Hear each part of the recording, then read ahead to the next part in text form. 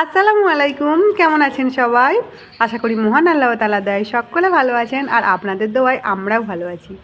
শুভ সকাল, আমার নতুন একটি ব্লগে জানাই সকলকে স্বাগত।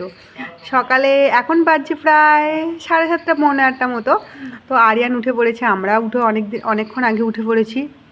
আমাদের ব্রেকফাস্ট রেডি করা হয়ে গেছে। আর আপনাদেরকে একবার বৃষ্টিটা দেখাই। কন্টিনিউ বৃষ্টি, রোজ রোজ একই বৃষ্টি দেখাচ্ছি, কিন্তু রোজ রোজ এই বৃষ্টি দেখে দেখে আমরা তো একদম ধন্য হয়ে গেছি। আরিয়ানকে ব্রাশ করতে বলছি, আরিয়ান ব্রাশ করবে না, ও কান্না করছে। আসলে এই জাস্ট ঘুম থেকে উঠেছে তো, আর ওর দাদুরাও ফোন করেছে, ওর পাপা এইদিকে ফোন নিয়ে ওর পিছু পিছু ঘুরে বেড়াচ্ছে সেলফি তুলবে বলে। আর এইদিকে আমি বলছি ব্রাশ কর, মানে ওর মাথাটাই জাস্ট খারাপ হয়ে যাচ্ছে। তো এখন হবে না, একটু বুঝিয়ে সুঝিয়ে একটু পরে যদি বলি তাহলে মুখটা ধুয়ে নেয়, কিছু করে না। তো মুখ টুক ধুয়ে নিয়েছিল, খাওয়াও হয়ে গেছে, এবার যেতে হবে স্কুল। তার আগে আমাকে টিফিনটা প্যাক করতে হবে। তো সেই জন্য টিফিনটা প্যাক করে নিচ্ছি। আজকে টিফিনে কি দিয়েছি বলুন তো? আজকে টিফিনে দিয়েছি বিটের লুচি। এই হচ্ছে বিটের লুচি, আর দিয়েছি একটু সস, দুটো আপেলের কুচি, আর একটুখানি কাজু, একটুখানি কিশমিশ।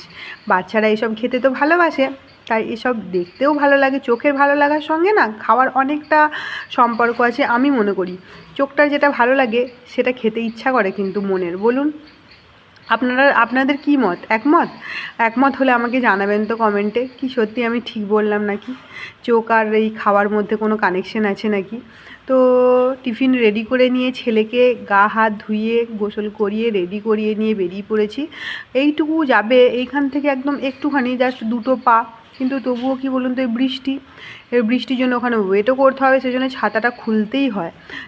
শুকনো ছাতাটাকে ভেজাতে একদম ইচ্ছা করে না, কিন্তু কিছু করার নেই। শুকনো ছাতাটা না ভেজালে আমার ছেলেটা যে ভিজে যাবে, তাই শুকনো ছাতাটাকে ভেজাতেই হবে। তো আমি ওকে নিয়ে চলে যাচ্ছি এবার গেটের বাইরে, কারণ আজকে বৃষ্টিটা একটু কম, আর বেরোতেও একটু লেট হয়ে গেছে। এখন 9:45 মতো বাজছে, আর 5 মিনিট পরেই বাস চলে আসবে।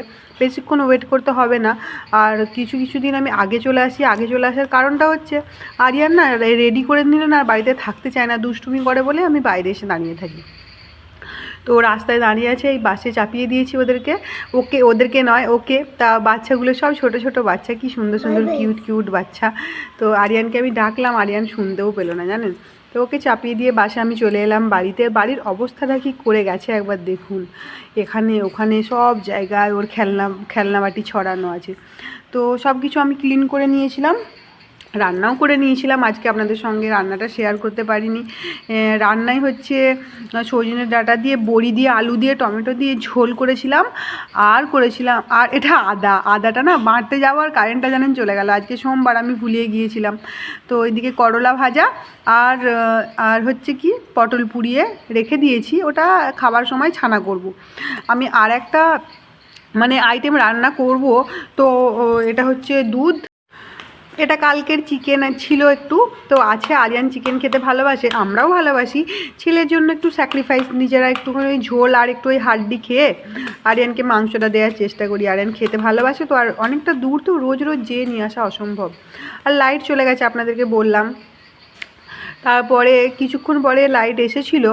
তো আমি আজকে একটু পোলাও বানাচ্ছি, কারণ একটু চিকেন আছে, আরিয়ানকেও একটু দেবো। আর ওই চিকেনের ঝোল টোল দিয়ে আমরা একটু খাবো। আর একটু সাদা ভাতও বানিয়েছি, কারণ সাদা ভাতেরও তো তরকারি বানিয়েছি। তো সমস্ত কিছুই খাওয়া হবে। আর আপনাদের সঙ্গে পোলাওটা শেয়ার করি। তো পোলাওটা আপনারা মোটামুটি হয়তো পোলাও সকলেই বানাতে জানেন, যেমন বাসন্তী পোলাও, বা আমি যেটা পোলাও বানাচ্ছি ওটা বাসন্তী পোলাও নয়, তো গোবিন্দভোগ চাল দিয়েই বানানো, এটা আলাদা ধরনের পোলাও। তো এটার জন্য আমি যে গোবিন্দভোগ চালটা আধ ঘন্টা আগে ভিজিয়ে রেখে দিয়েছিলাম পানিতে ভালো করে ধুয়ে। তারপর আমি কড়াইয়ে একটু পেঁয়াজ ভেজে নিলাম, আপনি ঘিয়ের ওপরেও ভাজতে পারেন, আমি সাদা তেলের ওপরে ভেজেছি। তারপরে পরিমাণ মতো পানি, আমার 1 বাটি চাল তো ওই জন্য আমি না 2 বাটি পানি দিয়েছি। তো 2 বাটি পানি দেওয়ার পরে ওর মধ্যে এলাচ দিয়ে দিয়েছি, গোটা গরম মশলা দিয়েছি কিছু, এলাচ, দারচিনি, লং, আর একটা তেজপাতাটার কালারটা ওরকম কেন বলুন তো, কারণ ওটা গাছ পাকা।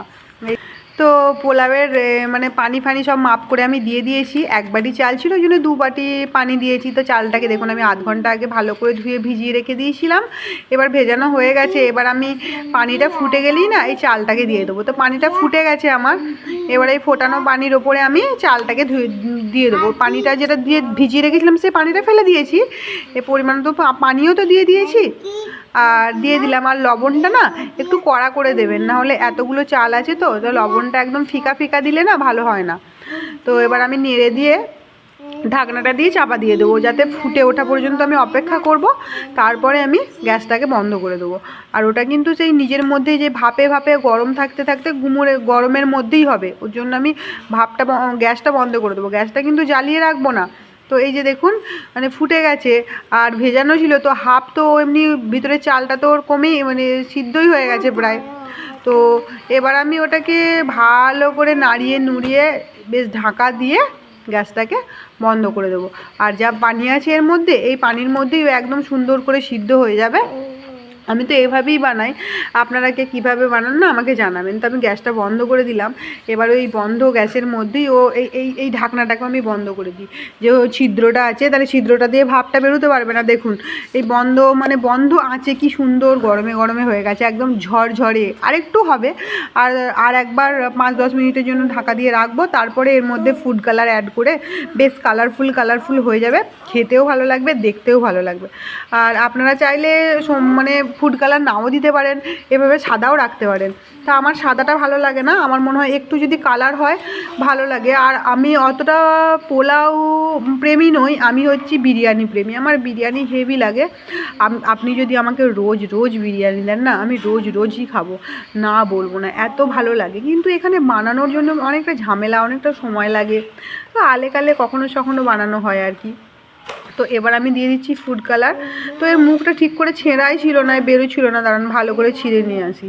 তো এবার দেখুন কি সুন্দর বেরোচ্ছে না। তাই ফুড কালার দিয়ে নেবো, এদিকে ওদিকে চারিদিকে ছড়িয়ে বেশ ভালো করে মাখিয়ে নেবো। অল্প করে দেবো, যাতে কিছু ভাত সাদা থাকে আর কিছু ভাত এই ফুড কালারের কালারটা যেরকম কামধেনু রঙের, এটা তো সেরকম যেন হয়ে যায়, যে সাফরান যে রঙটা আছে না, ওই সাফরান রঙেরই, তো ওই সাফরানের মতো হয়ে যায়। তো সাফরানের তো অনেক দাম বাবা, অত দাম কিনে খেতে পারবো না। তা ওরই মানে ওর কিছুই অ্যাডজাস্ট করে অন্য কিছু দিয়ে চালাচ্ছি। তো দেখুন কি সুন্দর হয়ে গেছে না, ঝরঝরে একটা। আর কালারটাও একটা কালার হয়েছে, একটা হয়নি। জানি না ক্যামেরায় কেমন লাগছিল। তো আরিয়ানকে এই বিকালবেলার সময় উঠে পড়েছে ঘুম থেকে, একটু দুষ্টুমি করছে। তা অনেক দিন আগে জানেন তো কিছু একটা খেয়েছিল জেলি টেলি, তার মধ্যে না এই আংটিটা ছিল, আমি ভরে রেখে দিয়েছিলাম। আজকে খুঁজে পেয়েছে, তো আমাকে বলছে এটা পরিয়ে দাও। ও পরে থাকবে না, ও আংটি একদম পরতে পছন্দ করে না। আংটি বা গলার চেন বা হাতের কোনো জিনিস, জানি কেন এরকম হয়েছে। বাচ্চা ছেলেরা কত কি পরে থাকে বলুন তো, কিন্তু ও কিচ্ছু পরবে না, সঙ্গে খুলবে, সঙ্গে 2 সেকেন্ডও টাইম নেবে না। তো আমি এবারে ওকে ওষুধ খাওয়াবো, কারণ ওর পেটে কৃমি হয়েছিল বলে সেই ওষুধটা দিয়েছে আবার অনেক দিন আগে। এখন আর কৃমি নেই, তবুও দিয়েছে আর একটা খাওয়ানোর জন্য। আর ঠান্ডা সর্দিও হয়েছে, 2 দিন আগে কলা খেলো কটা, তো ওই জন্য, তো ওই কলা খাওয়ার জন্য সর্দি হচ্ছে, তো এই ওষুধটা ওকে খাইয়ে দেবো। তো আজকের ব্লগটা এই পর্যন্তই। সকলে সুস্থ।